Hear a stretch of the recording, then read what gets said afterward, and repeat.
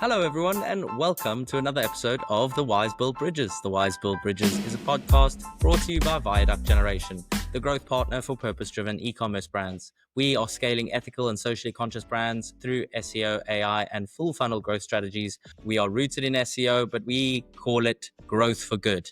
And today I am very happy to be joined here by Sophia Wu, the marketing manager of FinTech Wales. Sophia, hello. Thanks so much for being here. Hello to you from sunny Wales. Yeah, it's sunny everywhere. London is absolutely burning today as well. So no, I really appreciate you being part of the podcast. Sophia, first question right off the back. What is FinTech Wales? Yeah, so FinTech Wales is a membership organisation. So as the name suggests, we champion the sector of FinTech. And as a region, FinTech Wales, obviously, we will be talking about FinTech will be representing FinTech companies based in Wales. FinTech Wales was set up in 2019, so it's been a few years. We now have 180 members, and within the membership, we have really big players in insurtech such as Confused.com, Go.compare, down to the very early stage startup.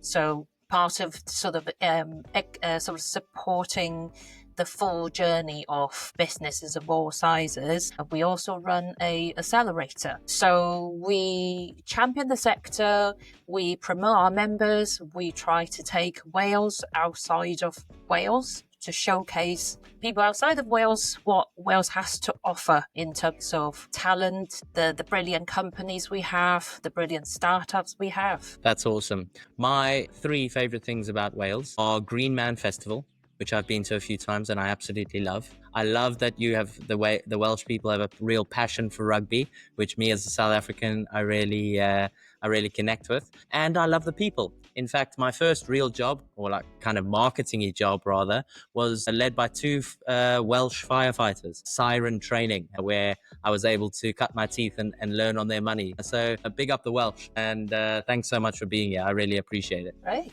Sophia, in your role as marketing manager of FinTech Wales, there's obviously, it's an interesting space, right? Because you are championing the sector, but you're also promoting your members. What are some of the major benefits for some of the prospective members of FinTech Wales? What are the key things that you really support them with? Yeah, so actually FinTech Wales, because since we started in 2019, we are now known as a community. So within the UK, there are other FinTech clusters. So we form an informal network. So within the network, there is FinTech Scotland, there's FinTech North, but FinTech Wales is known in the UK as having the most collaborative, most friendly community. And we are known for that because of the support we provide to our members. So some of the sort of benefits members can enjoy, one of them is community events. So I think because June is our year end, we delivered 58 community events in 1 year. And that's a lot for a small team of 5 people. But I think the demand is there. Members want to connect with people. So events is a great way to bring people together very naturally. And on top of the events, we also do introductions. We also do amplification, meaning we are an extension of marketing functions of our members. So we could act as a PR agency to amplify their press release. We could connect them with investors. And then I think the best thing we do for members is to find them opportunities to work with other members. So, for example, within the membership, InsurTech is big in Wales.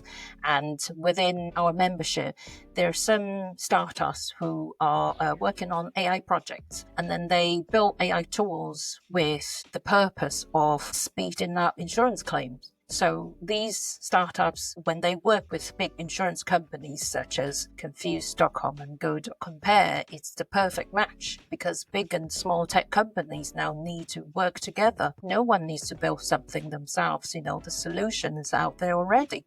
So I think all companies need to do now is to find that perfect partner and work together. And you guys at FinTech Wales are naturally the perfect partner for anyone interested in FinTech in the nearby vicinity of Wales. and it's an absolute pleasure for having you on. You touched on AI there, and let's go a little bit deeper into that. How is AI changing your job and changing marketeers' jobs throughout the country? Yeah, I think AI is such a buzzword. It's changed everyone's life, basically. And then to put that in the marketing context, I think the biggest shift has to be the increased sort of productivity, because all the tools we have now, Gen AI, so such as you can generate content, written content, you can generate videos, you can generate graphics. So no one, I would say it's rare now to have a team of, let's say, a copywriter, a graphic designer. You might need a digital marketing manager, but some of the very isolated roles are no longer needed, I would say, because the tools are available now. The right marketers with the right ideas, they can utilize the tool and then just make things happen. And I think because right now these tools are available to everybody, which means that there is going to be more content being created every day. And then the space where we communicate with customers is absolutely crowded, filled with content. And I think where the competition comes in is a better idea, perhaps a more original idea. And then customers' expectations have changed. I think right now, if I was a customer and then I'm seeing the brand, I would expect to see them on all of the social media channels. I expect to see them on TikTok, Instagram, Facebook, LinkedIn if it's B2B. And then I would expect to see a big variety of content, video content, short form content, something a bit more lighthearted, and then something more sort of thought leadership. I think that's how people expect now. And then without doing that, I don't think customers will see you as a serious brand. It's interesting, right? In years gone by, we spoke about really nailing your ICP, understanding where they spend their time, and then dominating on maybe one or two social channels. But nowadays, with AI kind of democratizing that and making the barrier to entry lower, it means that you're right, the expectations of customers are a bit higher. How do brands stand out then? If everyone's on everything and everyone's doing 3 times as much as they did last year, how do brands truly stand out and create memorable experiences? Yeah, I think, like I said, with AI tools, anyone can generate content.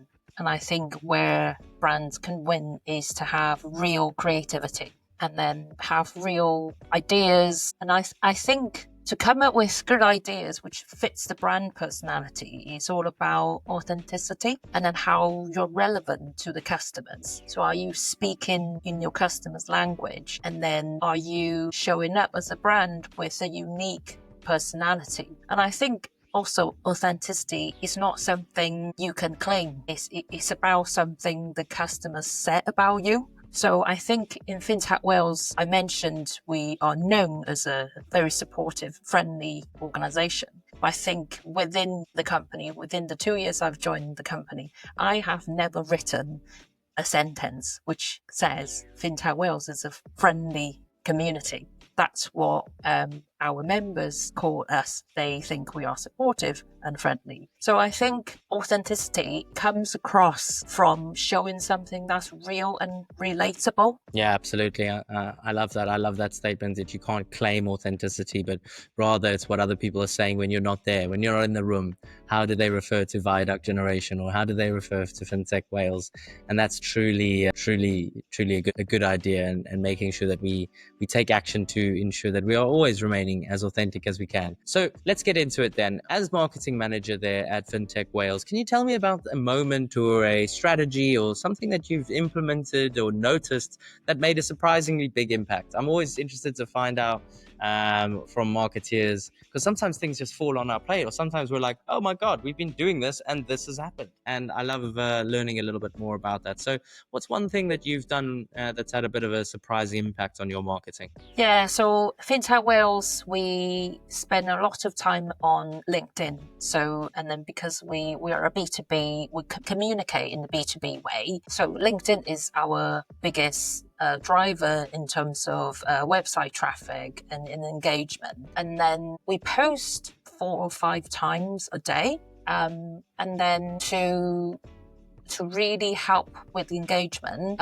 we started tagging people in our LinkedIn post. So I mentioned, we deliver 58 events in a year, and every event after that, we post a photo gallery on LinkedIn, and then we always post it with timing in mind, because we know on the day the event is fresh in people's minds. So we put the post out really quickly, either on the day or the day after, and then we expect people to remember the feeling they were feeling when they're there, and then to continue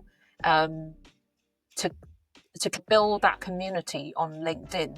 So we started tagging people on our LinkedIn posts. So on average, our networking breakfast will have 45, 50 people attend, and we tag absolutely every single one of them. So what happens after is some people start to pick up the conversation in the comment section themselves. So someone might say, well, I didn't know you're there. I would have said hello. And then the other person can jump in and say, well, let's grab a coffee. And then to us, that is success, because this is exactly what we wanted. We wanted to bring together, and then we want and the community to sort of amplify that effect themselves. And I think by the way we do things, we think about speed, we think about engagement, we think about consistency all the time. Tagging people is not a one-off effort, it's a continuous effort. So I think even though tagging people's names is a very small thing to do, but I think small things, when it's done consistently, it really has a big impact. I love that. Consistently doing the small things, consistently sweating the small things, whether that's in life and you're consistently going out for some exercise, or putting your mental health first, or going to bed on time, but also consistently doing the right things from a marketing perspective, showing up when it counts, and authentically showing up. I think that truly is a way that you can separate yourself in today's day and age. I think you're in a really interesting position, because your membership are almost both your offering as well as your how do I say this? Your membership is both your offering, but it's also like your product. Does that make any sense? Like this, it's what you're offering to prospective organizations who are keen to join, and it's what they get as well. So it's kind of put that in a real of a butchered way. But let me get back into this. In terms of acquisition, it's really important for a lot of the people that are listening to this podcast to understand what acquisition channels you're using. You mentioned LinkedIn there as one that drives the most amount of engagement to your website. But at your time at FinTech Wales, what are some of the lessons that you've learned about acquisition? I think you were right to observe that although we serve our members, so members are our customers, but they're also an asset of FinTech Wales. A lot of the times, actually, to give you an example, earlier this year, we announced Barclays as our latest member. So they're on the partner level. Right after that announcement, we had 3 new inquiries, all at the partner level. So really, really big traditional bank, insurance company, they were all interested. So I think people do recognize the membership is an asset of ours, because people want to be part of the club. So going back to customer acquisition, I think, again, this is a shift maybe in the last few years. Data is becoming so important. And then I don't think anyone at my age will start their marketing journey thinking about data. I think there was a lot of guessing, a lot of assumption, but now in 2025, we have the luxury of tracking the customer journey just by looking at how they interact with you online. This is not an experience I have in FinTech Wales, but just give you an example of where I have worked before. So I worked with the jewelry brand before. It was a really, really interesting project for me. So I was tasked to increase e-commerce sale. So originally they wanted to grow a big following on Instagram. So there was a lot of talk of content creation, hiring photographers, videographer, models. So they wanted to do like catwalk style videos, and then it's all very glamorous. So I sat down and looked at their e-commerce data, and then I've discovered Instagram has been brilliant for the company as a brand awareness tool, but not so much in terms of driving conversion. And then after some sort of experiments and then more sort of looking deep into the customer purchase data, and then we discovered email marketing's a brilliant conversion tool. And then especially on the payday weekend.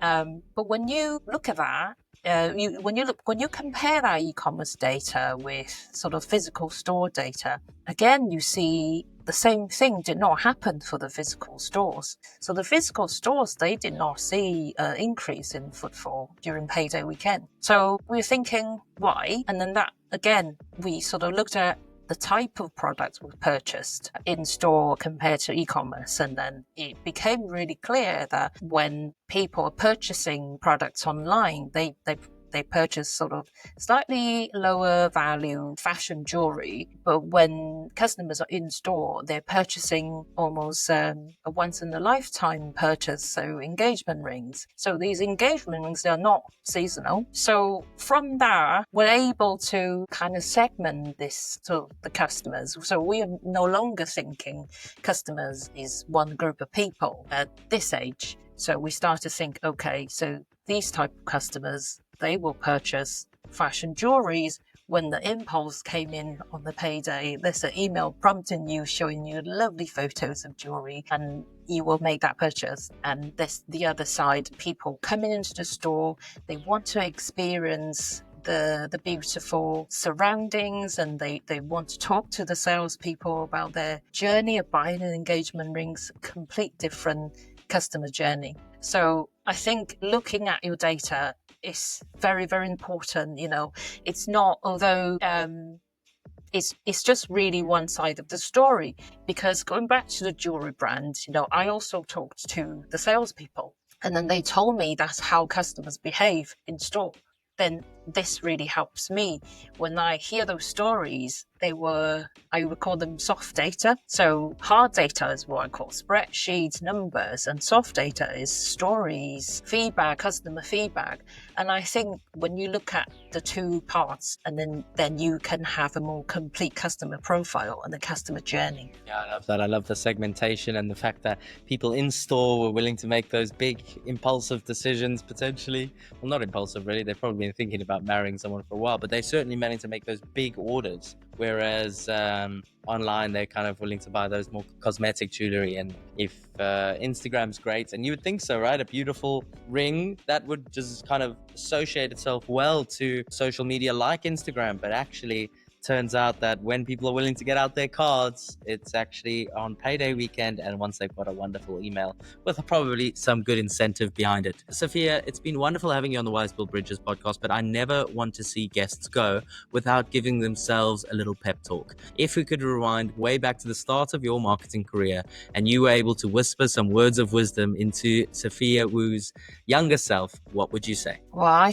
I wish I could go back in real time and just live the experience again. So yeah, on that, really, I think it's inevitable when you're young, when you're inexperienced, you're more uncertain about yourself and about the world. But it's a great time at the start of someone's career to feel that excitement. You know, this is brand new to me, and then I want to see what I can do in marketing. So I remember when I had my first marketing job, I became very, very stressed out because I wanted to prove myself. I can do this job. I'm good at this. And then you put that pressure on yourself. And then a lot of the times that pressure doesn't come from somewhere else. That's from yourself. And so what I would say to my younger self is just relax a little bit. This is your first job. Of course, you're not going to know everything. You're allowed to ask questions. You're allowed to not know some things. And you should be in an environment where you're allowed to make mistakes. And then you can say, I feel uncertainty about certain things. That's all allowed, because the more mistakes you make, the more you learn. If you never speak up about the things you don't know, you won't get the answer. So I think if I could live my younger self again, I would try and enjoy it, enjoy the excitement, enjoy the unknown, try something new. And if there's something new to try, and then you feel like this is not part of my job description, can I go for this?